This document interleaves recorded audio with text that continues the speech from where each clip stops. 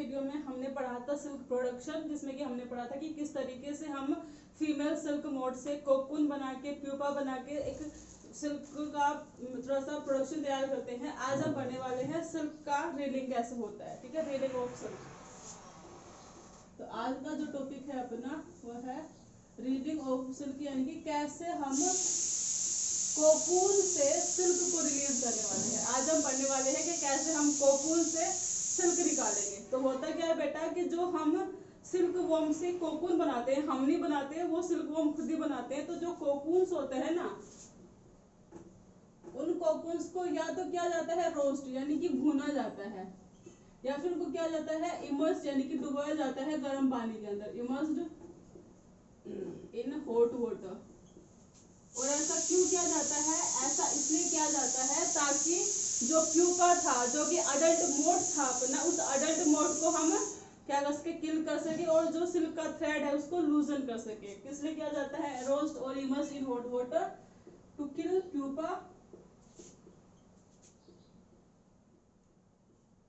और to loosen the silk thread.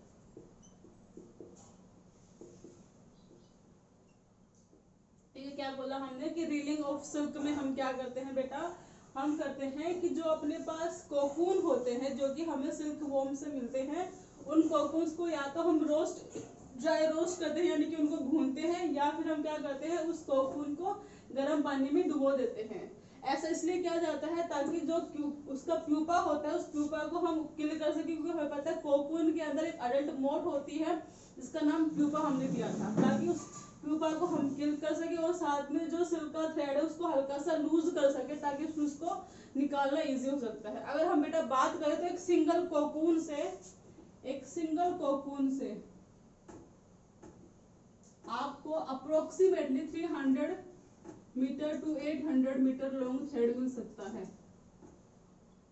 यानी कि एक सिंगल सिर्फ एक कोकून से हमें 300 से 800 मीटर लंबा थ्रेड मिल सकता है सिल्क का। ठीक है बेटा, अब क्या बोला है, ये जो हमें सिल्क मिलता है, ये जो लंबा थ्रेड मिलता है एक सिंगल कोकून से, या फिर कोकून से जो हमें ये सिल्क मिलता है, इसको हम बोलते हैं रॉ सिल्क, कच्चा सिल्क बोलते हैं। क्या बोलते हैं? रॉ सिल्क, कच्चा सिल्क बोलते हैं। और साथ ही में बेटा इस प्रोसेस को बोला जाता है रीलिंग या फिर वाइंडिंग सिल्क एनर्जी। क्या बोला जाता है? इसको बोलते हैं रीलिंग। इस पूरी प्रोसेस को क्या बोलते हैं? रीलिंग और वाइंडिंग सिल्क एनर्जी। ठीक है, इतना समझ में आया कि हम रीलिंग ऑफ सिल्क में क्या करते हैं कि जो कोकून होता है उस कोकून को हम या तो ड्राई रोस्ट करते हैं या फिर गर्म पानी में डुबोते हैं, ताकि जो इस कोकून के अंदर जो अडल्ट मोड प्यूपा होता है उसको किल कर सके, और साथ ही में जो सिल्क थ्रेड है उसको हम लूज कर सके। अब बात आती है कि जो एक कोकून होता है उस एक कोकून से हमें अप्रोक्सीमेटली 300 टू 800 मीटर लंबा थ्रेड मिल जाता है, जिसको कि हम रॉ सिल्क बोलते हैं। उस पूरी प्रोसेस को कहा जाता है रीलिंग या फिर वाइंडिंग सिल्क एनर्जी। ठीक है, अब देखो होता क्या बेटा, ये तो हमने कोकून से सिल्क निकाल लिया, लेकिन क्या होता है जैसे भी हम उसको रोस्ट करते हैं तो कुछ कोकून का पार्ट वेस्ट हो जाता है, डैमेज हो जाता है। ठीक है, तो उस डैमेज कोकून का इस्तेमाल किया जाता है एक थोड़ी सी कम क्वालिटी का सिल्क बनाने के लिए। ठीक है, क्या होता है कि जो डैमेज्ड पार्ट होता है, जो डैमेज्ड कोकून होता है ना, उसका इस्तेमाल किया जाता है एक इंफीरियर क्वालिटी ऑफ सिल्क बनाने के लिए, जिसको कहा जाता है फिर स्पॉन्ज सिल्क। ठीक है, इंफीरियर क्वालिटी ऑफ सिल्क।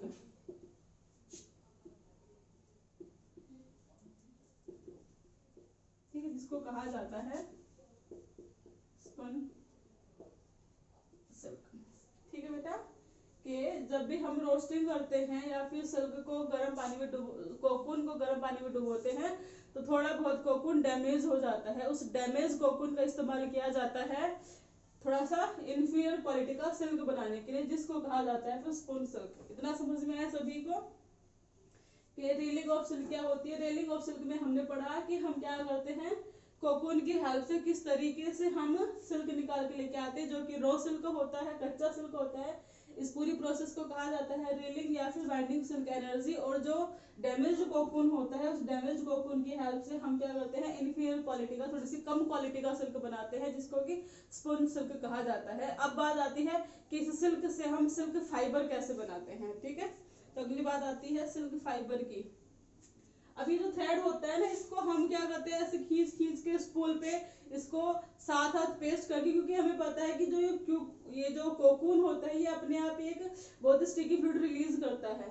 ठीक है, तो वो अपने आप ही एडहेयर हो जाता है, अपने आप ही चिपक जाते हैं, तो पूरा थ्रेड अच्छे से प्रिपेयर कर लेते हैं, फिर ये वीविंग के लिए तैयार हो जाते हैं। ठीक है, तो अब हम बात करते हैं सिल्क फाइबर की। इतना सबको समझ में आया होगा ना।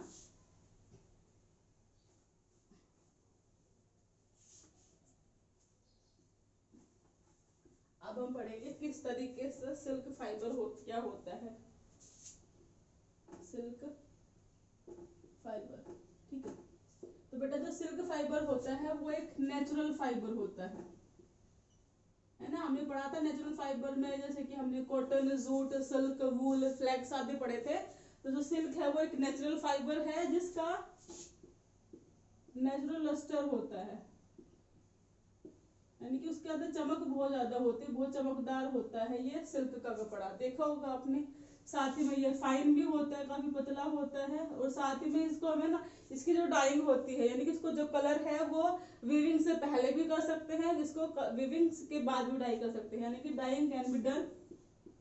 डाइंग का मतलब होता है इसको कोई कलर देना। Dyeing can be done before और आफ्टर वीविंग। जब आपका मन करे तब इसको हम डाई कर सकते हैं। ठीक है, तो सिल्क फाइबर के बारे में हमने पढ़ा है कि सिल्क एक नेचुरल फाइबर है। इसके अंदर है ना दो प्रोटीन होते हैं मेनली। ठीक है, दो प्रोटीन होते हैं, एक तो होता है फाइब्रोइन, ठीक है, एक होता है क्राइसिन। ठीक है, तो मेनली दो प्रोटीन्स होते हैं सिल्क के अंदर, एक का नाम है फाइब्रोइन, दूसरे का नाम है बेटा क्राइसिन। ठीक है, तो दो फाइबर्स हैं। तो सिल्क फाइबर के बारे में इतना ही बताना है आपको कि सिल्क फाइबर एक नेचुरल फाइबर है जिसमें दो प्रोटीन्स होते हैं, फाइब्रोइन और क्राइसिन। ठीक है, ये इसका नेचुरल लस्टर होता है। लस्टर का मतलब होता है बेटा चमक। तो सिल्क का कपड़ा काफी चमकदार होता है, आपको भी पता है। फाइन काफी पतला होता है, और साथ में इसके जो डाइंग है, यानी इसको जो कलर है वो हम वीविंग से, यानी कि बुनाई से पहले भी कर सकते हैं, बुनाई के बाद में भी कर सकते हैं। अब बात आती है टाइप्स ऑफ सिल्क के। सिल्क कितने तरह का होता है, तो बेसिकली हम यहाँ पे पढ़ने वाले हैं 5 टाइप्स ऑफ सिल्क। तो आज उनके हम बस नाम देख लेते हैं। ठीक है, अब हम करने वाले हैं टाइप्स ऑफ सिल्क। ठीक है, टाइप्स ऑफ सिल्क में जो पहला है वो है mulberry silk.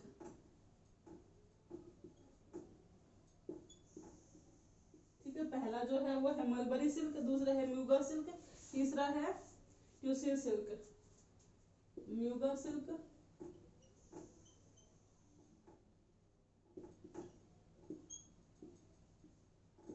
Third one is ट्यूसिल सिल्क,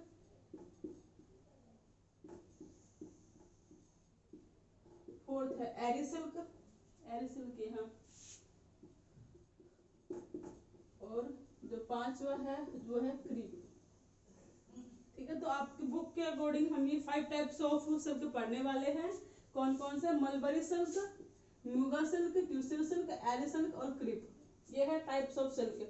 अब ये टाइप्स ऑफ सिल्क में कौन सा किस तरह का सिल्क होता है ये हम पढ़ने वाले हैं, यानी कि इनकी जो कंप्लीट डिटेल है वो हम कल की वीडियो में पढ़ेंगे। आज हमने पढ़ा है रीलिंग ऑफ सिल्क, जिसमें कि हम क्या करते हैं, कोकून को रोस्ट या फिर गर्म पानी में डुबो के प्यूपा को किल करके और जो सिल्क थ्रेड होता है उसको लूज करके उसको हम आउट निकालते हैं, और आपको कम से एक कोकून से अप्रोक्सीमेटली 300 to 800 मीटर लंबा धागा मिल जाता है, जो कि जिसको कि हम क्या बोलते हैं, रो सिल्क बोल देते हैं।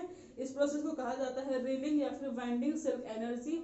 अब जो ये कोकून डैमेज हो जाता है उस कोकून का इस्तेमाल किया जाता है थोड़ा सा इंफीरियर क्वालिटी का सिल्क क्रिएट करने के लिए, जिसको कि कहा जाता है स्पोन सिल्क। उसके बाद बात करी हमने सिल्क फाइबर की, तो जो सिल्क फाइबर है वो एक नेचुरल फाइबर है जिसमें कि मेनली 2 तरह के प्रोटीन्स होते हैं जिनका नाम है फाइब्रोइन और क्राइसिन। ये इसके पास नेचुरल लस्टर होता है, यानी कि प्राकृतिक चमक होती है इस कपड़े के पास, फाइन होता है, और साथ ही में इसकी जो डाइंग है वो विविंग से पहले भी की जा सकती है और विविंग के बाद में भी की जा सकती है। और फिर हमने पढ़ा ये जो सिल्क है वो बेसिकली हम यहाँ पे 5 टाइप्स के पढ़ने वाले हैं, mulberry silk, muga silk, ट्यूसर silk, एरी सिल्क और क्रीप। ठीक है, तो 5 तरह के सिल्क के टाइप्स हम पढ़ेंगे जो कि हम कल की वीडियो में पढ़ने वाले हैं। तो आज आपको इतना ही पढ़ना है, इसका जो ये वर्क है वो मैं आपको सेंड कर दूंगी, बाकी काम बेटा हम कल करते हैं। Thank you.